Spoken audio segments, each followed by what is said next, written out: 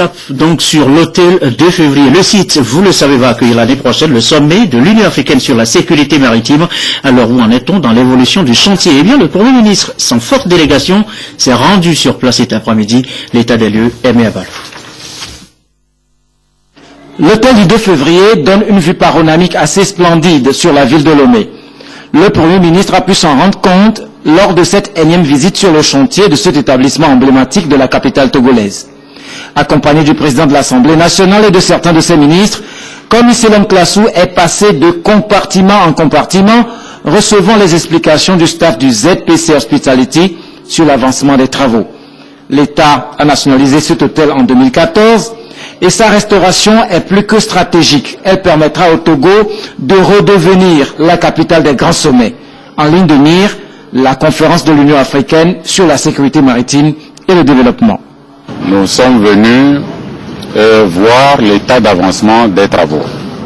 Déjà hier, il y avait eu une réunion importante qui a regroupé les membres des organes chargés d'organiser, si vous voulez, le sommet de l'UA sur la sécurité, la sûreté maritime et le développement en Afrique. Donc aujourd'hui, nous sommes venus voir l'état d'avancement, discuter avec les différents responsables qui sont en charge des travaux, de nous dire les délais d'exécution et quand est-ce qu'ils peuvent terminer les travaux.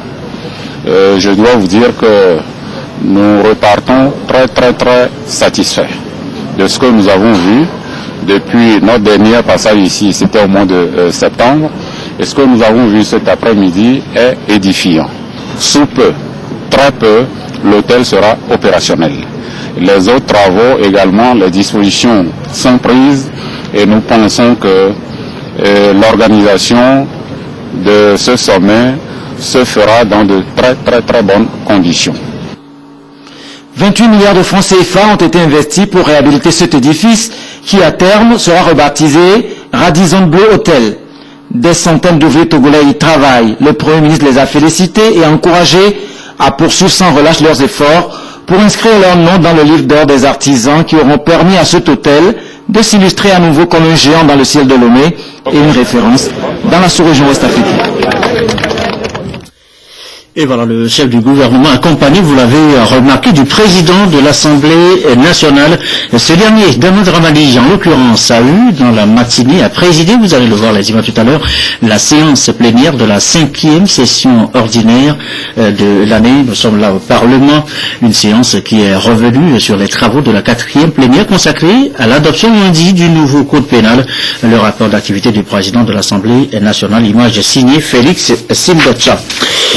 Les députés, je vous le signale, qui se retrouvent pour la 6e plénière de la 2e session ordinaire de l'année, le vendredi 6 novembre prochain, à 9h au Palais des Congrès, siège de l'Assemblée nationale.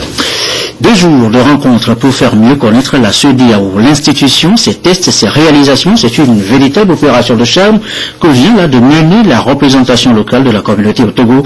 Les travaux en plus fin, quelle appréciation. Le compte rendu, nous retrouvons Félix Mdacha.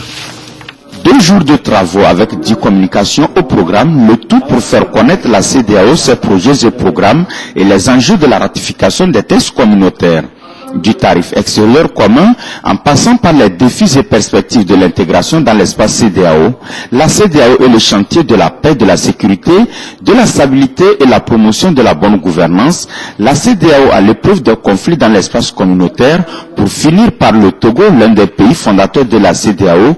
Historique et évolution de l'institution, les participants ont ainsi eu de quoi s'informer sur l'institution sous-régionale et ses différentes actions.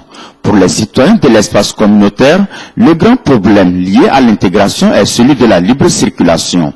Et déjà, au second jour de la rencontre, les panélistes ont été édifiés sur la problématique de la mise en œuvre des protocoles relatifs à la libre circulation des personnes et des biens, pour ainsi évoquer les tracasseries au niveau des frontières terrestres.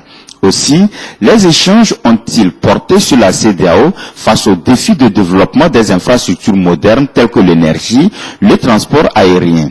Par ailleurs, un état des lieux a été fait sur la ratification des textes communautaires et l'application de ces textes au niveau national.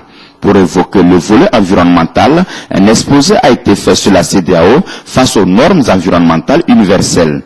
Enfin, les sujets liés à l'institution de la monnaie unique CEDEAO, les défis et perspectives ont été abordés. En clôturant les travaux de cette rencontre, le président du panel s'est félicité de la richesse des différentes interventions qui ont permis d'édifier les participants et qui vont orienter à l'avenir leurs actions en matière de développement et de promotion de l'état de droit.